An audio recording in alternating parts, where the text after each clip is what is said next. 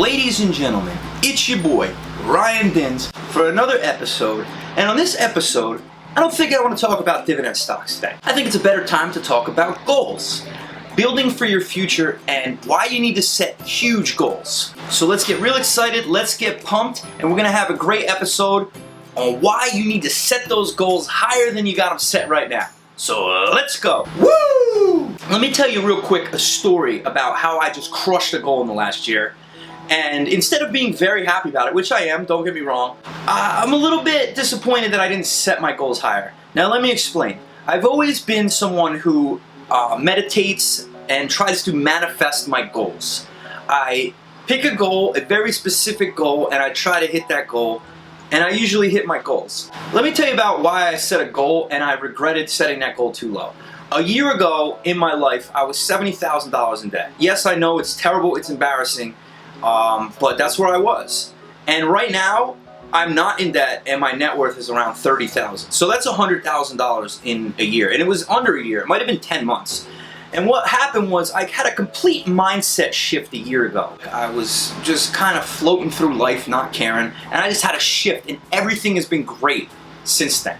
I went from not having a job, no income, I was literally losing like $800 a month negative to credit card interest every month. I almost declared bankruptcy. It was bad, but I got out of that, and you might say, oh, that's really good. Like, how could you have nothing and get out of that so quick? You should be proud of yourself. Yes. However, my goal was very clear. If you saw in earlier episodes, I looked for earlier, I couldn't find it, but I had a dollar bill that I wrote zeros around and make it look like a $100,000 bill. And I looked at it every day. And then I got the $100,000 in about 9 months. But what if my goal was higher? That's what you gotta understand. Most people, when they set their mind out to hit a goal, they hit it. But people are too realistic because they've been taught their whole life to have fear. Don't take chances. We're trained in society to be workers. We're not trained to be entrepreneurs. You know, our school system is set up so you can hit that button in the factory for $50,000 a year. That's not what your life should be. Any single person watching this video has the potential to make over $1 million a year. Especially if you're in a first world country such as America, where I'm from. Yet Americans complain the most. You ever notice that? We're always protesting. We're always got this crazy homeless situation. It's because something about American society brainwashes people to live in fear and not believe that they can do it. Now, like I said, if you put your mind out to a goal, you'll most likely achieve it. So why make your goal $100,000 when you could probably get that? Now, I decided to have a new goal. At first it was $17 million, but then I thought that might be a little bit high because you want to believe the goal, because you want to meditate on your goal each night and you want it to be believable in your mind. 17 million seemed a little bit far-fetched to me, so I just switched it to $7 million. 7 is a lucky number, that's kind of why I picked it, but I believe that I can be worth $7 million in exactly 6.5 years from now. So that's my goal. So it's basically I need to make $1 million a year on average, and I believe I can do that. I believe I could actually crush that goal and do much more than that. See, here's the thing. Okay, say your goal is $100,000 to make $100,000, and you come up short, and you only made 50 grand. You're not gonna be that happy. You're like, oh well, 50 grand, like my life's a little bit better. But what happens if you set your goal to be $7 million and you fall short? You only get 3.5. You got halfway. You got 3.5 million. You're gonna be pretty excited. Your life's gonna change, and that's what I'm gonna do here. I'm gonna set my goal for $7 million. Before I said, oh, I'm gonna be a millionaire. No, 7 million. The goal's getting changed because whatever you set your mind out to do, if you meditate, work hard, and focus on your goals, and do everything you can do to achieve them, you probably will achieve them. So why have small goals, you know? Why hit a small goal when you could hit a big goal? You think any of these big-time entrepreneurs, CEOs that you see on the news all the time, you know, like the Jeff Bezoses of the world and those type of people, you think when Jeff Bezos was starting Amazon, he's like, I really hope that this company can be great. I could one day have $100,000, or one day I could have $1 million. No, he was like, I'm gonna have the biggest delivery internet e-com product in the entire world, and he did that because he had big goals. Same thing with Apple. These people are thinking big. There's a book that I love to read called The Magic of Thinking Big, and you have to have big goals because you don't want to hit your goal and then not be happy. You think about it. My goal was, I want to have $100,000. It's like, oh, okay, I live in Los Angeles. I'm still like nothing at that. Shouldn't you have a goal that's spectacular? Shouldn't you have a goal that would make you proud to reach? Not a goal that's like, okay, now I'm not broke anymore. I achieved my goal, and what did it get me? It got me, I'm living in the same place. I've increased my quality of life. Like, I've gone on 2 vacations. You know, I drive a Mercedes. It's not like I'm living struggling. But if I hit my 7 million goal, I'm gonna have a Range Rover in the driveway, an S-Class convertible, you know, a 10-room house by the beach. Like, that's what 7 million will get you. 100,000, what does that get you?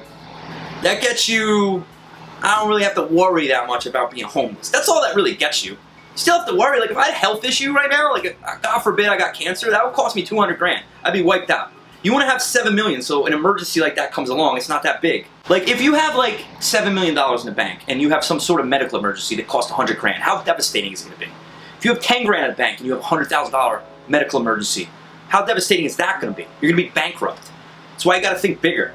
You got to think big picture. And once I get to 7 million, I'm going to increase that probably like 200 million. Just believe you can do it. Truly in your mind, you have to know that you can do it. That is one of the issues people struggle with. Their entire life, me as well, and I'm not blaming any of my family for doing this, but, you know, I was instilled to just get a good job. You know, go to college, get a good job, you know, pay the bills, you'll be fine. No, times have changed. You can get on the internet right now, open an e-com store and make $1 million in your first 3 months. That happens every day. So why have small goals when you can have big goals?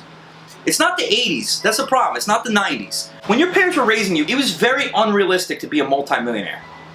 Honestly, like most people in the 80s and 90s that became a multi-millionaire, it was either they A, already had rich parents, or B, got like lucky, became an actor or ball player or something like that, which most people can't do. Now it's different. Literally anyone can start trading crypto, can start trading stocks, can open an e-com store, and if you perfect it and become an expert at it, your wealth could grow exponentially. I have friends with Rolls Royces and Lamborghinis that started affiliate marketing 3 or 4 years ago.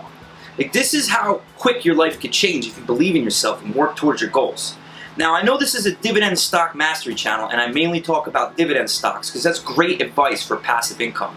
But when I make this video, I'm thinking, you know, outside the box. Like, how are you going to make money? And I'll give you a hint. It ain't a job. You need to have some sort of entrepreneurial endeavor where you're going to make the money. So think about what you want that to be, meditate on it, and then every day work towards that goal. Get a little bit closer to your goal. Like, I'm not one of those entrepreneurs that grinds 15 hours a day on something, but I put in work every day. Like, if I have a goal, I'll put an hour or 2 in it every day. And then a year, you look down the line and you say, wow, I've come a long way. And that's what it's all about. It's about chipping away. And as long as you believe in yourself, that's the most important thing. I know I said this like 5 times, but you need to stress that. Most people don't believe in themselves. Most people have been brainwashed by the media and their parents and society to think that they have to go to this terrible job to pay the bills and life's supposed to be a struggle to get by. It's not. My life's great. You know, I go golfing all the time, I go surfing, my health is in point. It's all about having a well-balanced life. And what they tell you in school is not the way to do it. You need to open your own business. You need to think outside the box. Not everybody's built to be an entrepreneur, but the people watching this video, I feel like most of you are. So, just take this advice, you know, work hard for your goal, but have big goals. You don't want to hit your goal, have it be a small goal. I made that mistake. I hit my 100,000 goal. I thought it would be like the greatest thing ever. It was just like, okay, now I'm not broke, but I don't feel rich. I try to feel rich because, you know, you want to feel how you want to be. That's a big tip of this. When I meditate, I try to put myself in a state of how would it feel to have $7 million already, and I feel that way every day. So I feel rich. I don't want to contradict myself in the last statement. I know I'm not rich. I'm not an idiot. I'm not delusional. But I feel rich because I meditate every day and I put myself in the frame of thoughts that a $7 million person would have. And then the universe will allow me to go into that as long as I work hard and get to my goals. You can't just meditate and sit in your room smoking weed every day and think that it's going to happen. You have to take the action. The action is the bridge to get you to your goal. You meditate, visualize what you want, and the universe will get you to there as long as you take the action. So that's a big part of it. You can't just be lazy and go, ooh. That's where a lot of these like yoga hippies, they get it wrong. They're like, oh, I'm just going to go like this and everything's going to happen. It's like, well, if you're hosting yoga classes and you make $100 a day, like, okay, how are you going to be a millionaire? Like, how are you going to have all your dreams? I'm at least doing something where that goal could happen. I'm in e-com. I'm in affiliate marketing. I'm in stocks, I'm in crypto. So, you know, I'm doing literally everything I can do to try to get this money, so I'm taking the action. The last goal only took me about 9 months, so the $7 million goal, maybe this will take me 9 months. You never know. Anything can happen. The world is yours, baby.